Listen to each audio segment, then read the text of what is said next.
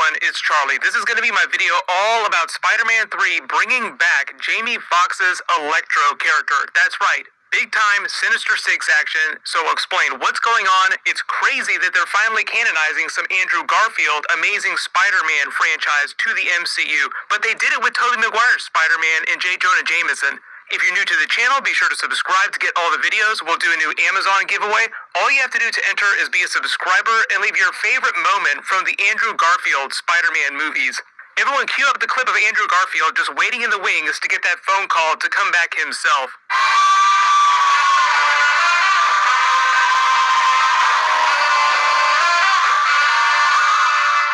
So just starting with the big stuff first, number 5, Hollywood Reporter announced that Marvel is bringing back Jamie Foxx's Electro from The Amazing Spider-Man 2 for Spider-Man 3, the same way that they brought J. Jonah Jameson back from the Tobey Maguire Spider-Man movies.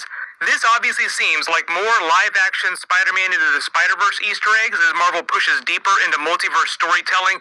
Originally, the character was going to be a member of the Sinister Six team that they were creating in The Amazing Spider-Man 2. At the time, Sony had plans for both Amazing Spider-Man 3 with Andrew Garfield and for a spin-off Sinister Six movie franchise. Drew Goddard, the person behind the Netflix Daredevil series, was going to do the Sinister Six movie, and even though there weren't a lot of plot details for that movie other than the roster that they teased in the Amazing Spider-Man 2 post-credit scene, being Green Goblin putting the team together made up of Vulture, Dr. Octopus, Rhino, Electro, and Kraven the Hunter. What ended up happening with that, though, is that obviously we all know that they decided to not do Amazing Spider-Man 3 and recast Tom Holland when they went to Captain America Civil War. So cut to a couple years later, Tom Holland shows up in Civil War, and you have your brand new Spider-Man franchise. However you felt about the Amazing Spider-Man films, Andrew Garfield himself actually says that he feels like he's kind of heartbroken with the way that they treated the character. It's actually pretty sad. Listen to the clip of him talking about it.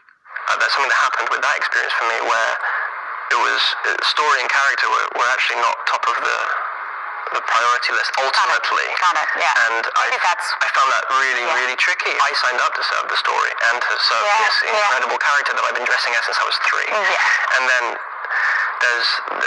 it gets compromised and it breaks my heart. Story and character, not so important, so it just sounds like they're trying to freshen up a lot of Amazing Spider-Man elements inside the MCU. Give them a good polish. And speaking of MCU crossover, thanks to the Sony leak a number of years ago, we actually found out that when Amy Pascal was still head of the Sony studio, she actually phoned him up and had him read the Amazing Spider-Man 2 script, look at some of the dailies, and give them advice on how to make the movie better. I'll explain what he said because he actually spoke a lot about Jamie Foxx's Electro character when he gave them notes on Amazing Spider-Man 2. So it is kind of bringing things full circle that Kevin Feige sees Electro come into the MCU full-blown. But number 4, just to clarify, the report is that they're bringing Jamie Foxx back as his version of Electro. They're not going to do a rebooted version of the character with a brand new origin story. I know that when they brought J. Jonah Jameson back in the Spider-Man Far From Home post-credit scene, he looked different, and they were going for more of a vlogger thing by turning the Daily Bugle from a traditional newspaper into a video podcast sort of website. But that wasn't meant to be a big multiverse twist, so it sounds like the Electro inclusion won't be a big multiverse twist. They'll find a way to incorporate his pre-existing backstory that we got during Amazing Spider-Man 2 into the MCU and explain how he's connected to the other MCU characters. The way that other Sinister Six characters like Mysterio were connected to Iron Man during Spider-Man Far From Home. Like, he used to work for Stark Tech, got a little bit crazy, Tony Stark wound up firing him, and that's when he turned into the villain that he is in the movie.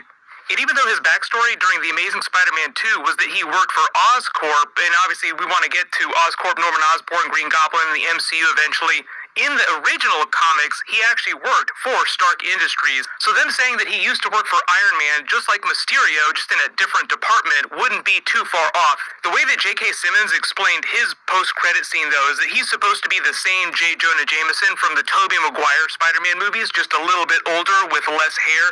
And at some point in the last 15 years or so, since the events of Tobey Maguire's Spider-Man 3, at least the time period, the Daily Bugle just evolved into what it is during the Spider-Man Far From Home post-credit scene. But the way the MCU works is that Tom Holland is the very first version of Spider-Man. So even though he's coming from the Tobey Spider-Man films, it's just that time period. So Jamie Foxx will be the same version of Electro, but his backstory will be sort of weaved in with MCU history so that it all makes sense and it's all in continuity.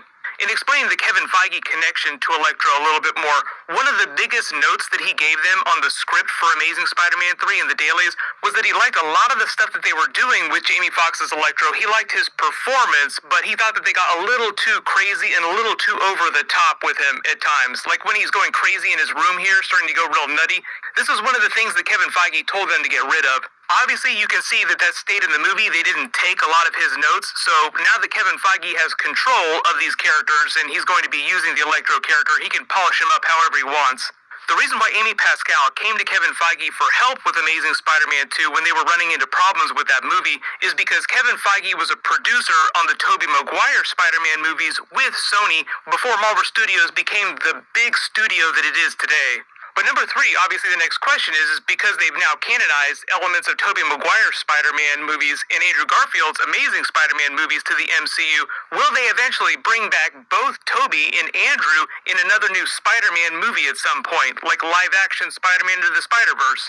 Amy Pascal said that the studio had discussed doing live-action Spider-Man Into the Spider-Verse before, but because the animated movie traded so heavily on Miles Morales, I had actually assumed that any live-action version of that movie would include him, and they haven't said anything about introducing him in a bigger way in the MCU yet. But here's the thing, if you actually listen to a lot of the behind the scenes of the animated Spider-Man Into the Spider-Verse movie, the producers said that they tried to bring back Andrew Garfield, Tobey Maguire, and Tom Holland's versions of Spider-Man to incorporate more live-action versions of Spider-Man in the multiverse in a bigger way. Like, there were a couple live-action scenes that they incorporated into that. Apparently, they had much bigger plans. But at the time, around 2016 or 2017, when they were pitching that idea to Sony about bringing all the Spider-Men back, they said that the Sony executives said that it was too soon to do a crossover like that. Right now, though, is just Electro coming back from the Amazing Spider-Man movies for what seems like more Sinister Six setup. They haven't said anything about Kraven yet in the movie other than hinting that he might be one of the villains. The news reports didn't say if Electro is supposed to be the main villain, but you don't bring someone back that big for just a 2-second cameo. So it sounds like whatever he's doing during the events of Spider-Man 3, it'll be a bigger storyline than what JJ got in that post-credit scene, screaming about how terrible Spider-Man is.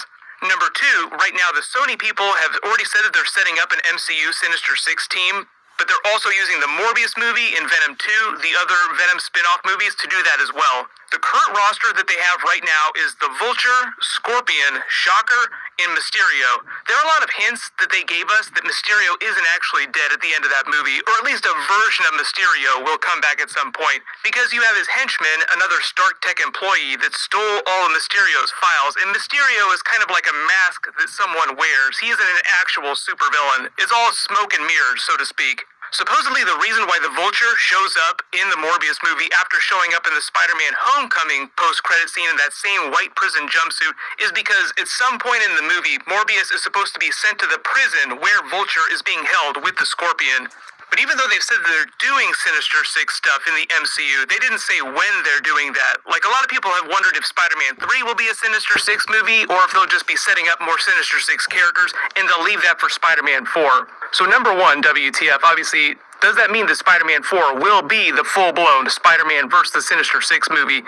Because it sounds like their Spider-Man vs. Venom movie will be something different. But for those of you that don't know about Spider-Man 4, a while ago, when Sony and Marvel made nice and they signed a new sharing deal to share the Spider-Man character, the president of Sony was asked about doing future deals with Marvel. Will you continue to share Spider-Man after the next movies that you've signed for? And he said yes. So right now the contract for Marvel using Spider-Man with Sony is that they get him for Spider-Man 3 and another crossover movie in the MCU that's kind of a mystery. They haven't said which movie he's going to show up in. But after the mystery crossover movie is when Sony and Marvel would have to sign another new sharing deal for Tom Holland's Spider-Man. Spider-Man 3 is supposed to start filming later this year, pretty soon, according to Tom Holland, so we'll get some more news about that really soon. Doctor Strange 2, Multiverse of Madness, will also start filming very soon. Big Spider-Man Easter egg 2, Sam Raimi, Mr. Spider-Man himself from the Tobey era, will be directing Doctor Strange 2. So there is a lot of Spider-Man related stuff happening in the next couple of years. So everyone, let me know in the comments, what do you think about them bringing Electro from Amazing Spider-Man 2, and which other characters do you want them to canonize from the Andrew Garfield era? I know everyone's just going to say, bring Andrew Garfield back in some fashion. While you wait for everything, click here for that brand new Avengers WandaVision trailer and Easter eggs, and click here for that brand new Mandalorian Season 2 trailer and Star Wars Easter eggs. Thank you so much for watching. Everyone stay safe.